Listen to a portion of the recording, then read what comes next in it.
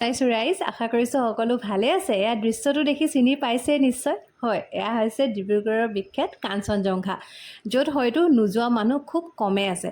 সঁচাকৈ কাঞ্চনজংঘাত গৈ যে ইমান বেছি ভাল লাগে, আৰু বিশেষকৈ গৰমৰ দিনত গৈ বহুত বেছি ভাল লাগে। একদম ঠাণ্ডা বতাহ এটা দি থাকে। আৰু এয়া বগীবিল ব্ৰিজখন, ব্ৰিজৰ পিছে লাইটবোৰ অলপ বেয়া হৈছে, আৰু এইখন হৈছে মোৰ আটাইতকৈ প্ৰিয় ফটোখন, ইমান বেছি ভাল লাগে। আৰু এয়া আমাৰ কুহি গৈয়ে ভাগৰ লাগিলে, আৰু আমি তাত এনেকুৱা হৈ যায় কুহিক অলপ সময়ৰ কাৰণেও এৰিব নোৱাৰোঁ, মানে কাৰণ কিনাৰতে যিহেতু পানী থাকে, আৰু তাত সৰু ল'ৰা ছোৱালী নিবলৈ এটা ফালে ভালো, জেগা যিহেতু বহুত আছে আৰু ল'ৰা ছোৱালীক খেলিবলৈ পৰাকৈ ইমান সুবিধা কৰি দিয়া আছে নহয়, সেইকাৰণে সিহঁতক নিবলৈ ভাল। কিন্তু নৈখন কিনাৰতে কাৰণে অলপ ভালদৰে চাই থাকিবলগীয়া হয়। আৰু আমি যেতিয়াই অকণমান সুবিধা পাওঁ, ক'ত যাওঁ নিচিনা লাগে, তেতিয়া চিধা আমি যাওঁগৈ কাঞ্চনজংঘালৈ। ওচৰতো হয় আৰু গৈও ভাল লাগে।